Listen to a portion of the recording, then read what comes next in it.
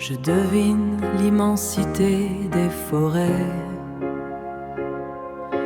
le souffle du vent dans les jardins sauvages. Loin du tumulte, là où le monde se tait, je perçois l'énergie du moindre paysage. Chaque feuille qui frissonne est une voix, une mélodie pure qui s'éveille et déploie. Et je voyage au cœur de l'univers sans faire un pas. Je touche les galaxies, de la haute montagne aux vagues de la mer. L'écho des étoiles dans le ciel retentit. Je vois le monde avec mon cœur et je lis ces mystères avec mes oreilles. L'écume qui vient frapper sur le sable mouillé, c'est une symphonie que l'océan nous livre. Chaque murmure est un secret confié, une histoire ancienne qui ne demande qu'à vivre. L'odeur de la pluie, la chaleur de l'été sont autant de couleurs que je sais écouter. Et je voyage au cœur de l'univers sans faire un pas. Je touche les galaxies, de la haute montagne aux vagues de la mer. L'écho des étoiles dans le ciel retentit. Je vois le monde avec mon cœur et je lis ces mystères avec mes oreilles. La technologie m'ouvre de nouveaux horizons, des ponts invisibles par-delà les cloisons. Mais c'est au plus profond de ma propre dimension que naissent la lumière et la vraie liberté. Oui, je voyage au cœur de l'univers. Sans faire un pas, je touche les galaxies. De la haute montagne aux vagues de la mer, l'écho des étoiles dans le ciel retentit. Je vois le monde avec mon cœur et je lis ces mystères avec mes oreilles. Avec mon cœur, avec mes silences, l'univers veille. Le crépuscule décide une réécriture du destin de la galaxie, édition intégrale prologue. La galaxie saigne, déchirée par le fracas métallique d'une guerre qui ne semble avoir aucune fin. Dans l'ombre des batailles tonitruantes opposant les flottes de la République aux armées droïdes des séparatistes, une obscurité plus ancienne et plus insidieuse a tissé sa toile. Les Jedi, jadis gardiens de la paix, sont devenus des soldats aveuglés par le chaos, sourds au murmure d'une force qui tente désespérément de les avertir. Le crépuscule approche, et avec lui, l'heure de la grande révélation. Chapitre 1. Les ombres de Kamino. Dans la pénombre de la chambre de méditation du temple Jedi, le silence n'était troublé que par le bourdonnement lointain et incessant du trafic de Coruscant. Le grand maître Yoda, assis en tailleur au centre de la pièce circulaire, respirait lentement. Ses paupières closes frémissaient. À travers lui, la force écoulait, non plus comme le torrent limpide d'autrefois, mais comme un fleuve boueux, lourd d'une angoisse palpable. Depuis des mois, Yoda percevait une dissonance, une note fausse dans la grande symphonie cosmique. Chaque fois qu'il tentait de sonder l'avenir, un voile impénétrable, froid et électrique, lui barrait la route. Et chose plus troublante encore, l'épicentre de ce froid glacial ne provenait pas des confins de la galaxie où s'affrontaient les armées, mais du cœur même de la République, le bureau du chancelier suprême Palpatine. Les décisions du chancelier étaient trop parfaites, ses victoires politiques trop opportunes. L'odeur du côté obscur, âcre comme l'ozone après un tir de blasté, flottait subtilement autour de lui. Pourtant, le conseil restait aveugle, empêtré dans les urgences militaires. Yoda savait qu'il devait agir seul. Laissant sa bure de cérémonie derrière lui, le vieux maître se faufila dans les niveaux inférieurs du temple. Il n'avertit ni Mace Windu, ni Obi-Wan. Le murmure de ses pas nus sur le métal froid des hangars secrets résonnait doucement. Il réquisitionna un petit chasseur stellaire banalisé, un vaisseau dépourvu des marquages officiels de l'ordre, et s'élança dans le vide spatial. Sa destination n'était répertoriée sur aucun plan de vol officiel. Kamino, le berceau de l'armée des clones. L'arrivée sur Kamino fut brutale. Le vaisseau de Yoda perça l'atmosphère chargée de nuages noirs, accueilli par le fracas assourdissant du tonnerre, et le hurlement des vents cycloniques. Les vagues titanesques se fracassaient contre les piliers des cités suspendues, faisant vibrer l'air d'une énergie sauvage. En posant le pied sur la plateforme d'atterrissage trempée par une pluie battante, Yoda frissonna. Le contraste entre le chaos extérieur et le silence clinique, blanc et aseptisé des couloirs caminants était saisissant. La massue, le premier ministre au long cou et à la démarche fluide, vint à sa rencontre, ses pas ne produisant qu'un léger chuintement sur le sol immaculé. Maître Yoda, quelle visite inattendue. L'armée de la République se portait à la merveille, demanda le caminoman d'une voix douce et monocorde. Une inspection de routine des protocoles médicaux d'urgence,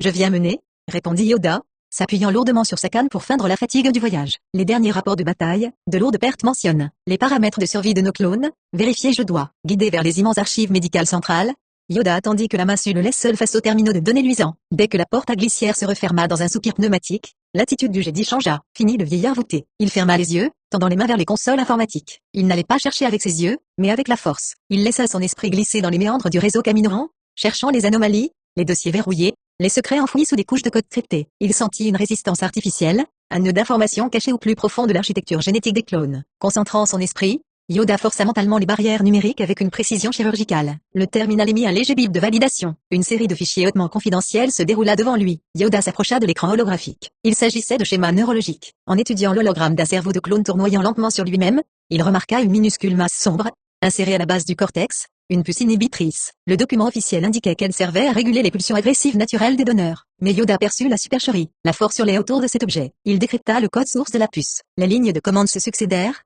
révélant une liste de protocoles d'urgence absolue. L'un d'eux, gravé dans le silicium, portait un nom glaçant, Ordre 66. Le texte d'activation de la directive s'afficha. Dans le cas où les officiers Jedi agiraient contre les intérêts de la République, les commandants clones devront retirer ces officiers par la force létale, et le commandement de la Grande Armée reviendra directement au chancelier suprême. Yoda retint son souffle. L'air de la pièce sembla soudain se raréfier. Il ne s'agissait pas d'une armée de libération, mais d'une arme à retardement, prête à se retourner contre l'ordre Jedi tout entier sur un simple murmure. Mais qui avait commandé une telle abomination? Les Jedi pensaient que c'était Maître Sifo-Dyas, manipulant la commande avant sa mort. Yoda fouilla plus loin, remontant le labyrinthe des flux financiers qui avaient payé cette modification génétique secrète. Il brisa les derniers sceaux de sécurité. Les crédits galactiques transitaient par des comptes fantômes appartenant au clan bancaire, avant de remonter à une identité codée, Dart Tyrannu, le nom-site du compte Doku. La vérité s'abattit sur lui avec la force d'un astéroïde. Doku, le leader des séparatistes, avait financé l'armée de la République. Yoda ferma les yeux, la tête basse. Le puzzle s'emboîtait enfin, révélant une image monstrueuse. Si Doku, l'apprenti Sith, avait créé l'armée des clones, c'était sur l'ordre de son maître. Et ce maître, celui qui tirait les ficelles des deux camps,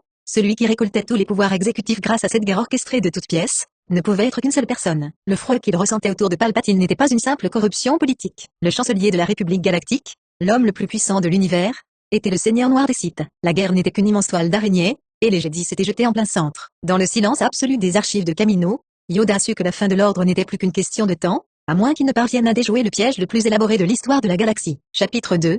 Le voile déchiré. Le ciel de Coruscant était un océan de lignes lumineuses, un flot incessant de spé défendant la nuit artificielle de la city-planète. Depuis le balcon de ses appartements, Anakin Skywalker contemplait ce spectacle familier, mais ses yeux ne voyaient rien. Son esprit était un champ de bataille. Les cauchemars récurrents de la mort de Padmé lui enserraient le cœur comme un étau de glace, et les murmures rassurants du chancelier Palpatine résonnaient en boucle dans sa tête. Apprends à connaître le côté obscur de la force, Anakin, et tu seras capable de sauver ta femme d'une mort certaine. Palpatine s'était positionné comme son mentor, son confident, presque un père. Il lui offrait la compréhension que le Conseil Jedi, rigide et méfiant, lui refusait depuis des années. Pourtant, malgré son désespoir, une petite voix au fond d'Anakin, l'instinct pur du pilote et du mécanicien qui percevait la moindre anomalie dans un moteur, refusait de s'arrêter. Quelque chose clochait. Le doute s'était instillé la veille, lors d'une audience privée dans le bureau du chancelier. Palpatine, emporté par sa rhétorique sur l'incompétence du Conseil Jedi, avait mentionné une information confidentielle, les coordonnées exactes du général Grievous dans le système du Tapo. Sur le coup, Anakin n'avait pas relevé. Mais plus tard, en discutant avec Obi-Wan, il avait réalisé que le service de renseignement de la République n'avait intercepté cette information que plusieurs heures après son entretien avec le chancelier. Comment Palpatine pouvait-il savoir avant les espions clones? De quel réseau d'informations secrets disposait-il? Anakin n'était pas un politicien, mais il excellait dans deux domaines, la force et la technologie. Décidé à éclaircir ce mystère, il se rendit dans son atelier secret du temple, un espace encombré de pièces de droïdes, de câbles dénudés et d'outils de soudure. Là, loin des regards, il mit au point un dispositif de piratage unique. Il ne s'agissait pas d'un simple virus informatique, mais d'une microsonde de la taille d'un insecte, doté d'un capteur de spectre d'ondes subhyperspatiales. Son but, intercepter les signaux sortant du bureau exécutif de la République qui contournait les serveurs du Sénat. Le lendemain, profitant d'une nouvelle invitation du chancelier qui souhaitait l'entretenir des affaires de l'État, Anakin dissimula la microsonde dans la paume de sa main gantée. Alors que Palpatine s'était brièvement détourné pour verser 2 verres de jus de Jorgan, Anakin laissa tomber l'appareil derrière une lourde tenture cramoisie, près du terminal de communication privé du vieil homme. L'insecte mécanique se colla silencieusement contre la paroi métallique. La nuit suivante, installé dans un entrepôt désaffecté des bas-fonds de la zone industrielle de Coruscant, Anakin connecta son datapad personnel au récepteur de la sonde. Le terminal crypté du chancelier venait de s'activer. L'écran d'Anakin grésilla, puis une ligne de données cryptée d'un niveau de sécurité militaire inédit commença à défiler. Grâce à ses talents de programmation, Anakin fit sauter les verrous algorithmiques un à un. Lorsque le signal vidéo se stabilisa enfin en un hologramme tridimensionnel bleuâtre, le jeune Jedi sentit son sang se glacer dans ses veines. La silhouette projetée par la sonde n'était plus celle du vieil homme bienveillant et fatigué qu'il connaissait. Palpatine portait une lourde cape noire, la tête dissimulée sous une capuche sombre qui projetait des ombres d'une noirceur surnaturelle sur son visage déformé par un sourire cruel. Sa voix, habituellement chaleureuse, était devenue un grognement d'outre-tombe, rocailleux et glacial. Face à lui, en miniature holographique, se tenaient les leaders de la Confédération des systèmes indépendants, Nut Gunray de la Fédération du commerce, et les autres membres du Conseil séparatiste. Monseigneur, disait Gunray d'une voix tremblante de peur et de soumission, les armées de droïdes sur Outer Rim subissent de lourdes pertes. Les Jedi nous traquent. Vous nous aviez promis la victoire. Soyez patient, vice-roi, répondit Palpatine, ou plutôt le seigneur Sith qui l'habitait. Tout se déroule exactement selon mes plans. Le conflit a atteint son paroxysme. Envoyez vos forces restantes sur les cibles que je vous ai transmises. Laissez les Jedi s'épuiser à vous combattre. Nut Gunray hésita. Et qu'adviendra-t-il de nous une fois l'ordre Jedi détruit? Le sourire du Sith s'élargit, révélant une malveillance pure. Vous recevrez la récompense que vous méritez, Gunray. Dès que les Jedi seront éliminés, la Confédération n'aura plus de raison d'être. Vos armées seront désactivées et vos leaders écartés. La galaxie sera réorganisée. Anakin coupa brusquement la transmission. Ses mains tremblaient sur son datapad. La vérité venait de le frapper comme une décharge électrique. Palpatine était Darth Sidious. Le seigneur Sith que les Jedi cherchaient depuis 10 ans était l'homme qui dirigeait la République. Le chancelier n'essayait pas de sauver la République, il orchestrait sa destruction. Il utilisait les séparatistes comme des marionnettes pour déclencher une guerre artificielle, et il utilisait la République et l'armée des clones pour exterminer les Jedi. Et le pire, réalisa Anakin avec une douleur fulgurante, c'est que Palpatine l'avait choisi, lui, pour devenir son nouvel instrument. Ses promesses sur le pouvoir de sauver Padmé n'étaient que des mensonges empoisonnés, conçus pour briser son code moral, et le soumettre à sa volonté. Une immense colère monta en lui, une rage qui menaça de le faire basculer dans le côté obscur. Mais en regardant le visage de Padmé sur un petit holocube posé sur sa console, Anakin prit une profonde inspiration. La colère brute ne suffirait pas. S'il attaquait Palpatine maintenant, de front, le chancelier utiliserait ses pouvoirs politiques pour faire passer Anakin pour un traître et un assassin aux yeux du Sénat. L'armée de clones obéirait au chancelier,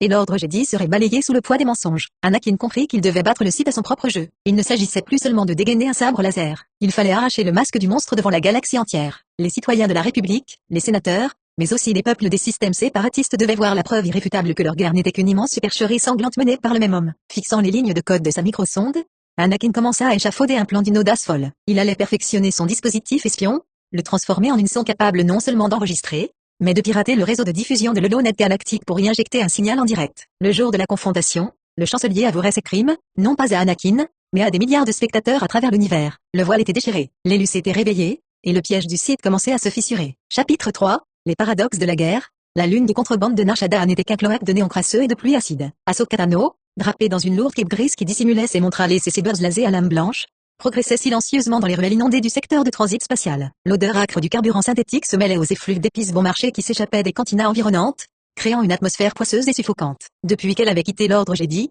Ahsoka voyait la galaxie sans le filtre protecteur du temple. Sur le terrain, loin des beaux discours du Sénat et de la propagande de Coruscant, la guerre des clones prenait une toute autre tournure. Les citoyens ordinaires étaient broyés par une machine implacable, mourant de faim ou sous les tirs croisés, peu importe la bannière qui flottait au-dessus de leur tête. Ahsoka traquait un dénommé Varey, un courtier en armement infâme qui opérait dans le marché noir. Les rumeurs affirmaient qu'il parvenait à acheminer du gaz Tibana de haute pureté et des boucliers déflecteurs lourds à travers les lignes de front avec une facilité déconcertante, bravant les blocus de la République comme s'ils n'existaient pas. Elle s'infiltra dans l'entrepôt de Varey, un gigantesque hangar souterrain résonnant du cliquetis métallique des droïdes chargeurs. Utilisant sa maîtrise de la force pour étouffer le bruit de ses bottes, elle se faufila jusqu'au bureau de supervision, une capsule de verre suspendue au-dessus des caisses d'armement. Varey, un de Varonia aux cornes limées et au regard vicieux, était absorbé par le défilement de ses écrans holographiques. D'un geste fluide de la main, Ahsoka força la serrure magnétique de la porte, qui s'ouvrit dans un chuintement pneumatique sourd. Avant que le courtier ne puisse saisir le blaster lourd posé sur son bureau, l'ancienne Padawan fit appel à la force pour projeter l'arme à l'autre bout de la pièce. Elle abaissa lentement sa capuche, dévoilant ses traits au gruta, et s'approcha. Pas un geste, Varey, dit-elle d'une voix calme mais tranchante. Je veux juste jeter un œil à tes registres d'expédition. Le de Varonia ricana, bien que ses hands tremblent légèrement au-dessus de son clavier. Tu perds ton temps, petite Jedi. Mes affaires sont parfaitement en règle, d'un certain point de vue. Ignorant la provocation, Ahsoka connecta un module de décryptage de sa propre conception au terminal principal. Les colonnes de chiffres, de coordonnées hyperspatiales et de données douanières défilèrent à toute vitesse, éclairant son visage de reflets bleutés. Son regard, entraîné par des années de tactique militaire aux côtés d'Anakin Skywalker, cherchait des anomalies. Elle s'attendait à trouver de simples pots de vin versés à des officiers de la République corrompus. Ce qu'elle découvrit lui glaça le sang. Les manifestes de cargaison montraient des flux logistiques titanesques, des livraisons massives de munitions, de cellules d'énergie et de fournitures médicales de grade militaire. Mais les destinataires n'étaient pas exclusifs. Les mêmes conglomérats, des sociétés écrans basées dans des paradis fiscaux du noyau profond, approvisionnaient simultanément les chantiers navals de Kua pour équiper les croiseurs de la République, et les fonderies de Geonosis pour assembler les super droïdes de combat des séparatistes. Plus troublant encore, le passage de ces convois à travers les zones de guerre n'était pas le fruit de la contrebande classique. Les autorisations étaient officielles. Ahsoka traça l'origine des codes de dédouanement et des levées de blocus. Ils provenaient de décrets d'exception,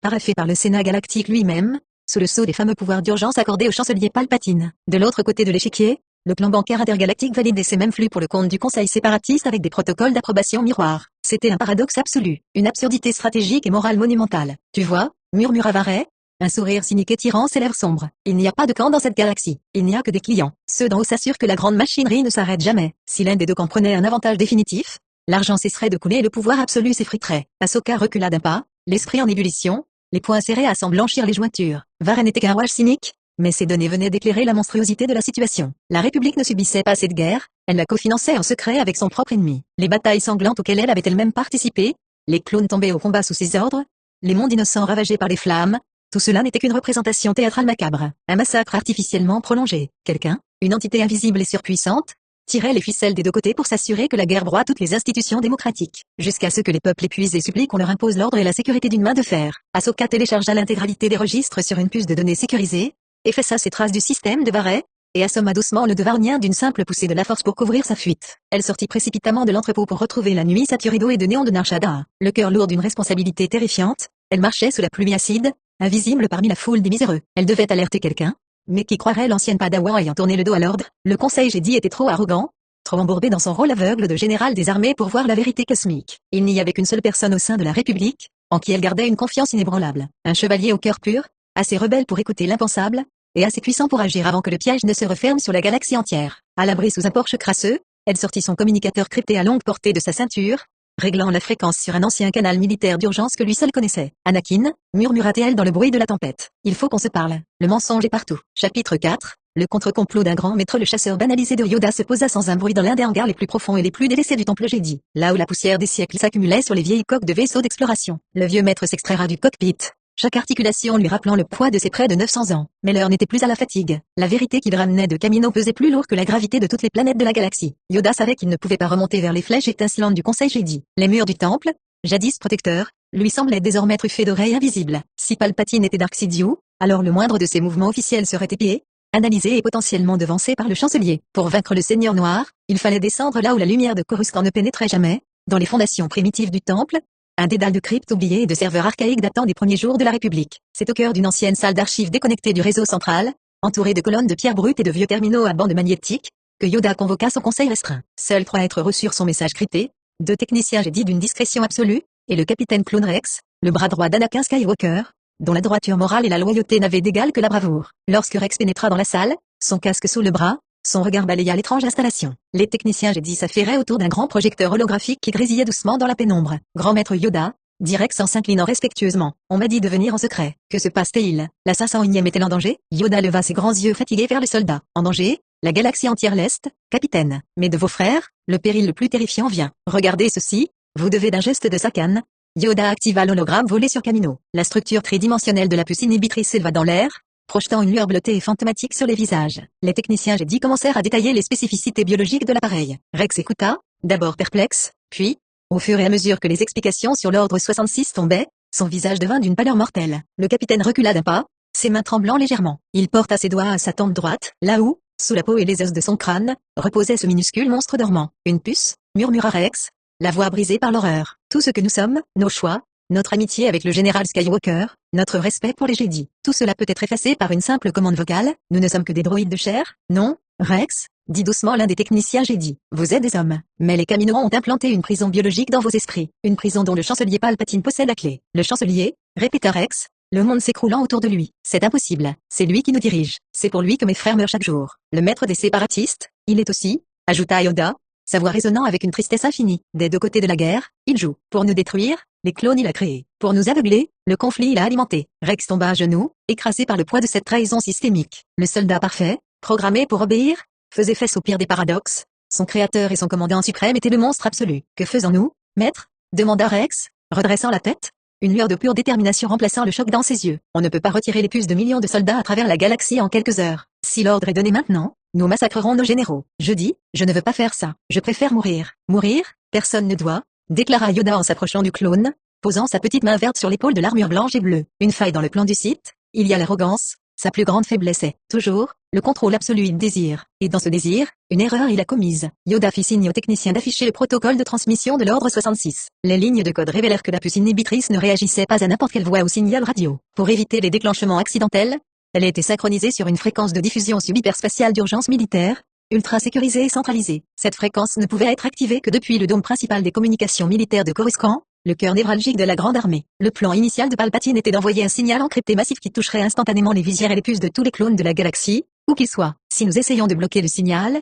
expliqua le technicien Jedi, les systèmes de sécurité de Palpatine s'en apercevront immédiatement. Il basculera sur des fréquences secondaires, et nous perdrons l'effet de surprise. Alors, ne pas bloquer le signal, nous allons, dit Yoda, un sourire subtil et plein de malice illuminant enfin son vieux visage. Le laisser passer, nous allons, mais en route, le modifier, nous devons. Le grand maître Jedi exposa alors son astuce magistrale, un contre-complot d'une ingéniosité technique sans précédent. Puisque la puce des clones fonctionnait comme un récepteur algorithmique, il suffisait d'injecter un virus informatique, un cheval de Troie, au sein même de la fréquence principale avant que Palpatine ne lance l'ordre. Pendant des heures, dans le secret de la crypte, les techniciens Jedi RX travaillèrent sans relâche à l'écriture de ce programme de contre-offensive. Yoda, assis en retrait, fermait les yeux, utilisant la force pour guider les techniciens à travers le labyrinthe des codes Caminoran, percevant le flux d'énergie numérique comme des lignes de lumière universelles. Le but de l'algorithme inventé par Yoda était doublé d'une ironie mordante pour les Sith. Premièrement, au lieu d'activer la directive de mort contre les Jedi, le signal modifié provoquerait une surcharge électrique ciblée dans la puce. Cette micro-décharge, totalement inoffensive pour la santé des clones, détruirait instantanément les liaisons synaptiques artificielles de l'inhibiteur. En clair, le signal allait libérer l'esprit des clones,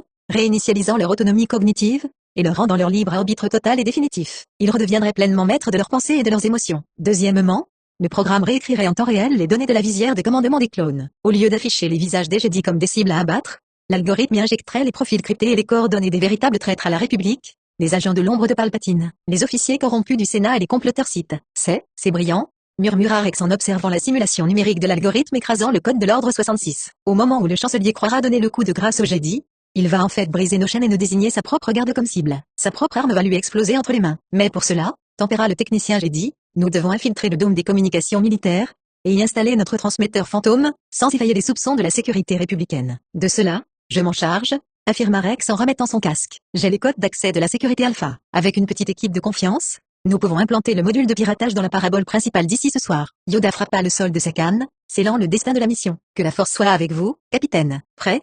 Le piège est, le signal du site, le détonateur de sa propre chute sera. Dans l'obscurité des niveaux inférieurs, le plus vieux des Jedi et le plus loyal des soldats venait de renverser l'échiquier. Le compte à rebours avait commencé, et Dark Sidiou ignorait encore que la force venait de lui voler son plus beau coup d'éclat. Chapitre 5, le jugement de Coruscant. Le soleil déclinait sur Coruscant, baignant les cieux saturés de trafic d'une lueur rouge et or sanglante. C'était le crépuscule. Dans le bureau panoramique de la chancellerie, perché au sommet de l'édifice exécutif de la République, le chancelier suprême Palpatine contemplait la ville-planète avec un sourire impénétrable. Il sentait la présence d'Anakin Skywalker approcher. La force tourbillonnait autour du jeune élu, chargé d'une tempête d'émotions qu'il pensait être de la peur et de la confusion. Le moment était parfait. Le site s'apprêtait à accueillir le fruit de 13 années de manipulation mentale. Les lourdes portes à double battant s'ouvrirent dans un murmure, laissant entrer le chevalier Jedi. Anakin marchait lentement, la tête légèrement baissée, les poings serrés le long de sa bure sombre. Il jouait son rôle à la perfection. Anakin, mon garçon, l'accueillit Palpatine de sa voix la plus douce et paternelle, se détournant de la baie vitrée. Je sens un grand trouble en toi. Le conseil t'a-t-il encore manqué de respect? As-tu fait un choix pour sauver Padmé? Anakin s'arrêta au centre de l'immense bureau écarlate. Son visage était un masque d'hésitation tourmentée. Mais derrière lui,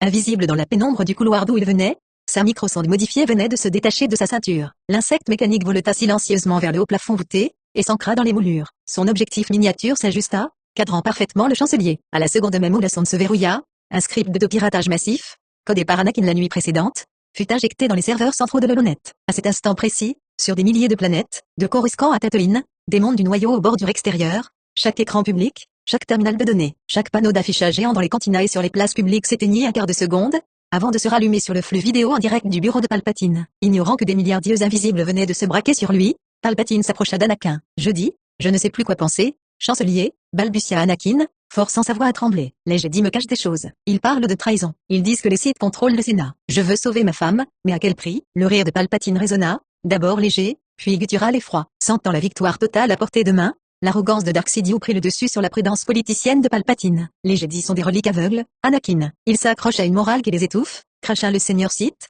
laissant son masque de grand-père bienveillant s'effriter. Ses yeux bleus s'assombrirent, prenant une teinte jaune et maladive, cerclée de rouge. Ils ignorent le véritable pouvoir. Le pouvoir de modeler la galaxie, de vaincre la mort. Seul le côté obscur peut offrir cela. Le côté obscur, fit Anakin, feignant le choc, reculant d'un pas. Mais, vous êtes le chancelier de la République. Vous menez la guerre contre les séparatistes et le comte Dooku. La guerre? Sidiou écarta les bras, ivre de sa propre suprématie. La guerre n'est qu'un outil, mon jeune apprenti. Un feu de joie que j'ai moi-même allumé pour consumer cette misérable République. Dooku, Gunray, Grievous, tout ne sont que des pions sur mon échiquier. J'ai créé cette armée de clones pour les Jedi, afin qu'ils s'épuisent à se battre, et j'ai commandé aux séparatistes de les saigner à blanc. Bientôt, d'un seul mot, mes clones purgeront la galaxie de cette vermine Jedi. Les séparatistes seront éliminés, et la République m'acclamera lorsque je la transformerai en un empire, le premier empire galactique. À travers la galaxie, le temps s'arrêta. Dans les couloirs du Sénat, les politiciens restèrent figés d'horreur devant les écrans holographiques. Sur les champs de bataille, les soldats et les civils levèrent la tête vers les holopanos géants, pétrifiés. L'homme pour lequel ils saignaient et mouraient depuis des années venait d'avouer, avec une fierté sadique,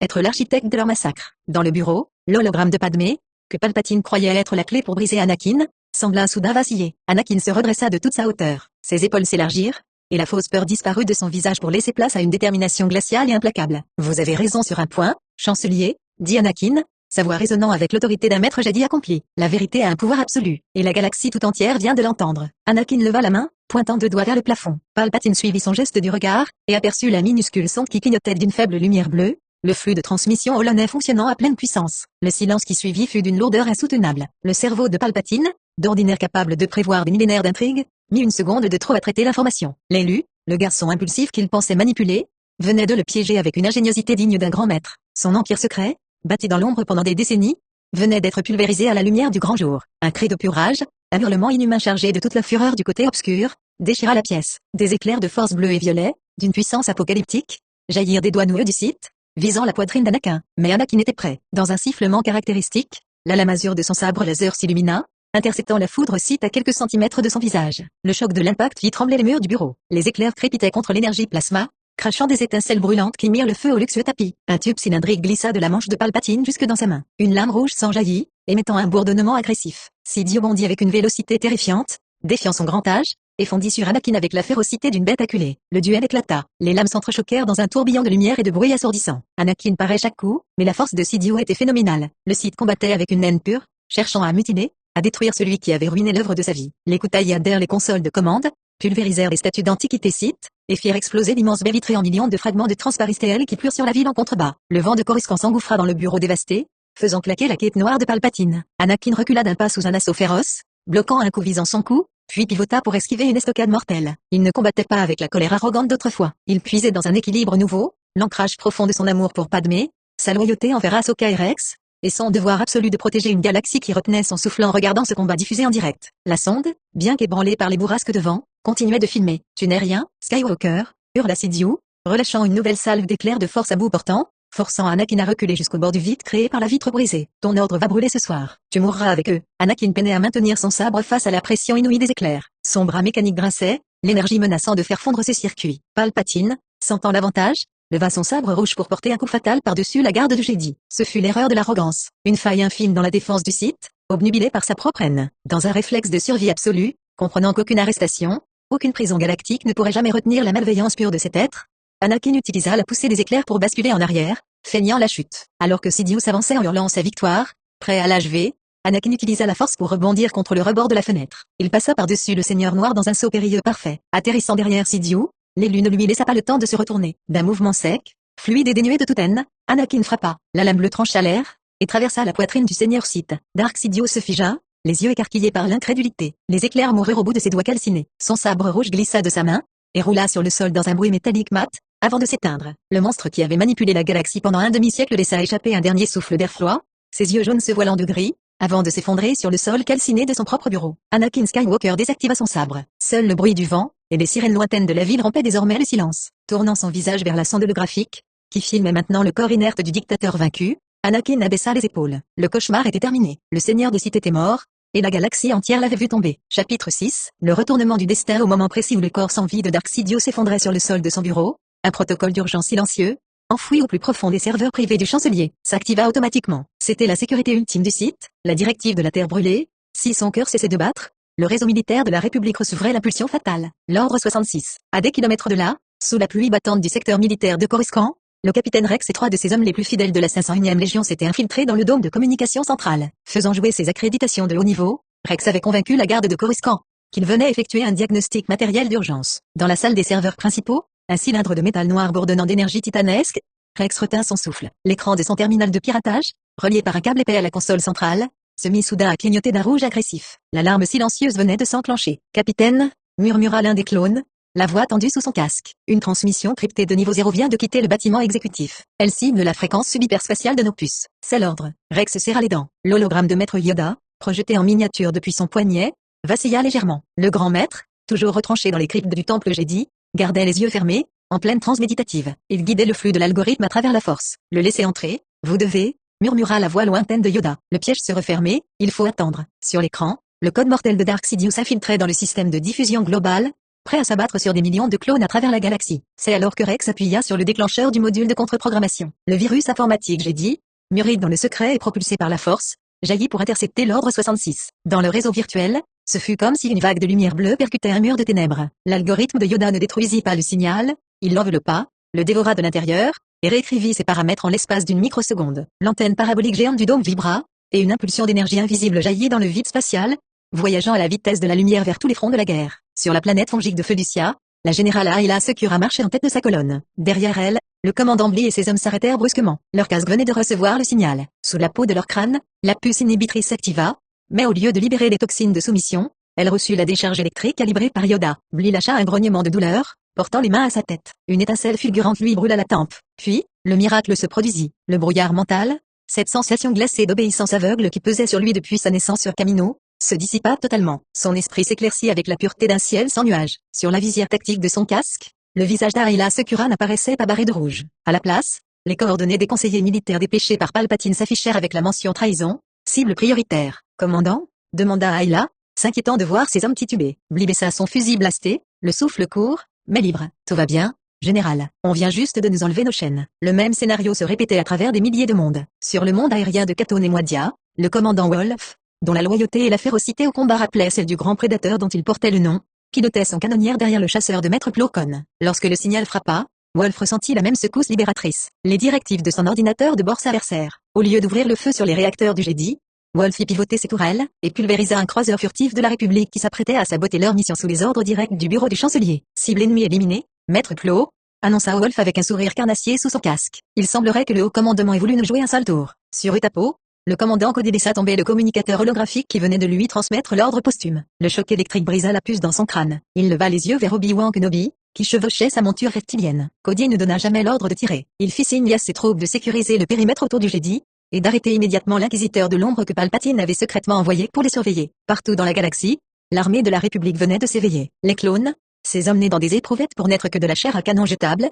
devenaient soudainement une armée de citoyens libres, dotés d'un libre arbitre absolu. Ils réalisèrent la manipulation dont ils avaient été victimes, et la rage qu'ils retournèrent contre les agents corrompus du Sénat et de la chancellerie fut implacable. Les arrestations s'enchaînèrent à une vitesse stupéfiante. Privés de la protection de Sidious, et face à des bataillons de clones soudainement incorruptibles, les politiciens véreux, les financiers du clan bancaire complices du complot, et les officiers traîtres furent mis au fer. Dans le bureau dévasté de Coruscant, alors qu'Anakin observait les sirènes des canonnières de la garde affluer vers le bâtiment exécutif, il vit les clones débarquer non pas pour l'abattre, mais pour sécuriser la zone, menottes magnétiques à la main, arrêtant les conseillers terrifiés du défunt chancelier. Depuis les profondeurs de la crypte du temple Jedi, Yoda rouvrit lentement les yeux. Le grand maître soupira, un poids vieux de plusieurs décennies quittant enfin ses frêles épaules. La perturbation dans la force s'estompait, remplacée par un équilibre naissant, lumineux et puissant. Le piège des Sith s'était refermé sur eux-mêmes. Le plan millénaire de la revanche avait échoué. La grande purge n'aurait pas lieu. La galaxie venait d'être sauvée par l'union improbable de la technologie, de la ruse, et du courage indomptable des clones et des Jedi. Chapitre 7. L'aube d'une nouvelle ère. Après le fracas assourdissant de la guerre, ce fut le grand silence qui s'abattit sur la galaxie. Un silence d'abord irréel, puis profondément libérateur. Dès l'instant où le réseau de la Confédération des systèmes indépendants fut purgé de l'influence de Dark Sidious et de ses sbires corrompus, un code de désactivation générale fut émis. Sur des milliers de mondes ravagés, des jungles de Kashyyyk pleines de poussière de Géonosie, les armées de droïdes de combat s'arrêtèrent net. Leurs photorécepteurs rouges s'éteignirent à l'unisson, dans un cliquetis mécanique qui marqua la fin de la guerre des clones. Le Sénat galactique, purgé de la corruption par les arrestations massives opérées par les clones libres, signa un traité de paix historique, avec les véritables représentants civils des systèmes séparatistes. Sans les manigances des Sith pour les diviser, les deux camps réalisèrent qu'ils ne souhaitaient qu'une seule chose, la prospérité et la paix. Quelques jours plus tard, sous un ciel enfin dégagé des nuages de pollution militaire, une silhouette encapuchonnée gravit les grandes marches de pierre du temple Jedi de Coruscant. Ahsoka Tano releva la tête. Le vent tiède fit frémir ses montrales. Les lourdes portes du sanctuaire s'ouvrirent lentement devant elle. Il n'y eut ni garde du temple pour l'intercepter, ni regard froid et inquisiteur. Dans le grand hall inondé de lumière, Maître Plo Koon, Obi-Wan Kenobi, et Yoda l'attendaient. Anakin se tenait un peu en retrait, un sourire radieux et soulagé illuminant enfin son visage, délesté de ses cernes sombres. Bienvenue chez toi, Ahsoka, dit doucement Plo Koon en s'inclinant. Padawan Tano, non, citoyenne Tano, corrigea Yoda en s'avançant, s'appuyant sur sa canne. Le vieux maître s'inclina bien plus bas que le protocole ne l'exigeait. Notre pardon, te demander nous devons. Aveugles, nous avons été. Le conseil, ton exil a causé. Mais de l'ombre, la vérité tu as su ramener. Une héroïne de la République, Tu es Ahsoka, sentit les larmes lui monter aux yeux. Elle tomba dans les bras d'Anakin, une étreinte fraternelle qui effaçait des mois de douleur, de doute et de séparation. La famille était réunie. Le lendemain, le Haut Conseil se réunit dans sa tour panoramique. L'ambiance n'était plus à la sévérité dogmatique, mais à l'humilité. Anakin Skywalker se tenait au centre de la pièce circulaire. Il venait de livrer un récit détaillé de son affrontement contre Palpatine, de la tentation du côté obscur et de la manière dont il avait finalement vaincu le monstre sans céder à la haine, en choisissant la lumière et la vérité. Yoda échangea un regard avec Mace Windu, dont le visage sévère s'était enfin adouci. L'élu, tu es Skywalker. Cela, le nier nous ne pouvons plus, déclara Yoda. Le grand déséquilibre, tu as corrigé. Mais plus important encore, le côté obscur, tu as refusé quand le pouvoir absolu t'était offert. Pour ta bravoure, ta sagesse acquise dans la douleur, et ton intégrité, le rang de maître Jedi, nous t'accordons. Anakin ferma les yeux, recevant ce titre dont il avait tant rêvé. Mais au lieu de la fierté orgueilleuse d'autrefois, il ne ressentit qu'une immense paix. Il prit alors une profonde inspiration. C'était le moment. S'il devait être un maître Jedi dans cette nouvelle ère de vérité, il ne pouvait plus vivre dans le mensonge. Maître, commença Anakin, la voix ferme. J'accepte cet honneur. Mais avant que la séance ne soit levée, je dois vous faire un aveu. Un secret qui, sous les anciennes lois, me vaudrait l'exclusion immédiate de l'ordre. Le silence se fit dans la salle. Obi-Wan baissa légèrement les yeux, un léger sourire aux lèvres, sachant pertinemment ce qui allait suivre. Je suis marié, annonça Anakin. La sénatrice Padmé Amidala est mon épouse depuis le début de la guerre, et elle attend nos enfants. Il se prépara mentalement à rendre son sabre laser, s'attendant à la foudre du conseil. Mais Mace Windu soupira simplement, se calant dans son fauteuil. L'amour, une faiblesse nous pensions que c'était, murmura Yoda, secouant doucement la tête. Mais ton amour pour elle, Skywalker, de la chute, il t'a sauvé. L'ancrage dans la lumière, il a été. Le moment est venu pour l'ordre de grandir, d'accepter ce qui te lie à la vie, nous devons. Ton mariage, reconnu il est. Ta place parmi nous,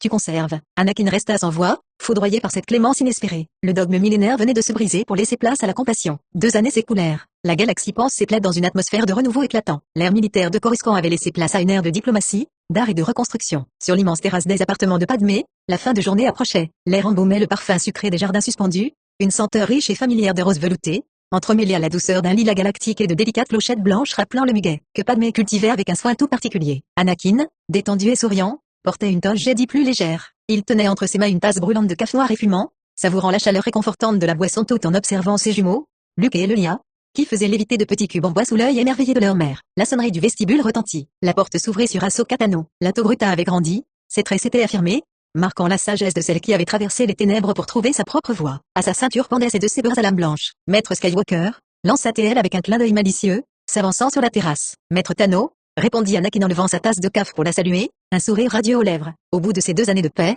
Ahsoka avait passé les ultimes épreuves avec brio. Réintégrée pleinement au sein de l'ordre, elle siégeait désormais fièrement en tant que maître Jedi. Mais elle n'était pas venue seule. Derrière elle, un jeune garçon timide aux cheveux en bataille apparut, portant la petite tresse traditionnelle des apprentis. Je te présente mon padawan, dit Ahsoka avec une fierté évidente en posant une main protectrice sur l'épaule du jeune apprenti. Je l'ai trouvé sur une lune lointaine. Il a un don incroyable avec les animaux. Anakin s'approcha, posant sa main mécanique sur l'épaule de son ancien élève. La boucle était bouclée. Lui aussi venait de prendre sous son aile une jeune recrue talentueuse découverte dans la bordure extérieure. Alors que le soleil se couchait sur Coruscant, baignant la terrasse parfumée de ses rayons dorés, les 2 maîtres Jedi contemplaient l'horizon. La République florissait. La peur et les secrets avaient disparu. Ils n'étaient plus les généraux d'une armée d'ombre, mais les gardiens d'une paix véritable, bâtisseurs d'un futur où la force brillait d'un éclat inégalé, prête à accueillir la plus grande transformation de son histoire. Épilogue, un nouvel horizon. L'air tiède de Coruscant balayait les immenses balcons du temple Jedi, dont les lourdes portes étaient désormais grandes ouvertes. Le doux murmure des fontaines en cascade se mêlait au rire clair et insouciant des enfants qui couraient dans les jardins suspendus. Assis sur un banc de pierre polie, à l'ombre d'un vieil arbre méditatif, Maître Yoda observait la cour avec une sérénité qu'il n'avait plus ressentie depuis des siècles. Un petit lot à oreilles fauves, attiré par le calme du vieux maître, s'approcha à pas feutrés. Il laissa échapper un profond ronronnement vibrant, et vint se frotter affectueusement contre la canne en bois de Yoda. Le Jedi sourit, fermant à demi les yeux, et laissa sa main ridée caresser la fourrure douce du félin. L'attachement n'était plus perçu comme un danger, il était devenu le cœur battant du nouvel ordre. Sous l'impulsion d'Anakin, d'Ahsoka et des survivants du Conseil, la plus grande injustice du dogme Jedi avait été réparée. L'époque où l'on arrachait les nourrissons sensibles à la force de l'amour de leurs parents était révolue. Le respect inaliénable de la dignité et des liens familiaux primait désormais sur les anciennes peurs. Au lieu de concentrer tout le savoir dans une tour d'ivoire, des académies régionales et lumineuses avaient été fondées à travers les systèmes stellaires. Les maîtres Jedi n'étaient plus des ravisseurs ni des généraux, mais des guides bienveillants. Ils voyageaient de monde en monde pour accompagner les enfants, leur apprenant à maîtriser leurs dons tout en les laissant grandir, choyer, dans leur propre foyer. Les chevaliers avaient désormais le droit solennel d'aimer, de se marier et de fonder leur propre descendance, trouvant dans l'amitié sincère et l'amour un rempart bien plus puissant contre les ténèbres que la froideur de l'isolement. La galaxie respirait, unifiée et juste. Mais la force est un océan insondable, et chaque onde gigantesque finit par percuter un rivage lointain. Aux confins les plus obscurs des régions inconnues,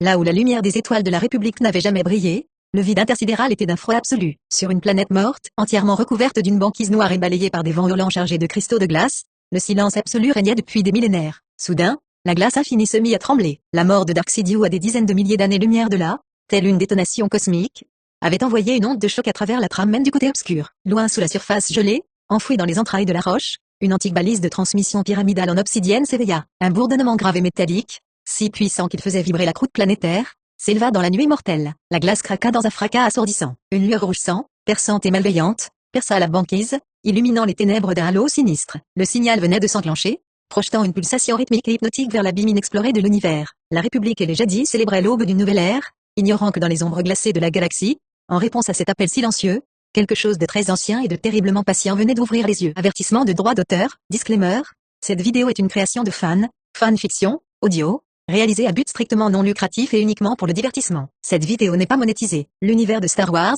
ses personnages, noms, lieux et tous les éléments qui s'y rattachent sont la propriété intellectuelle exclusive de Lucasfilm Limited et de The Walt Disney Company. Le récit proposé ici est une œuvre dérivée non officielle, écrite par un fan pour les fans. Je ne revendique aucun droit d'auteur sur la franchise originale et aucune violation de ces droits n'est intentionnelle. Tous les droits appartiennent à leurs propriétaires légitimes.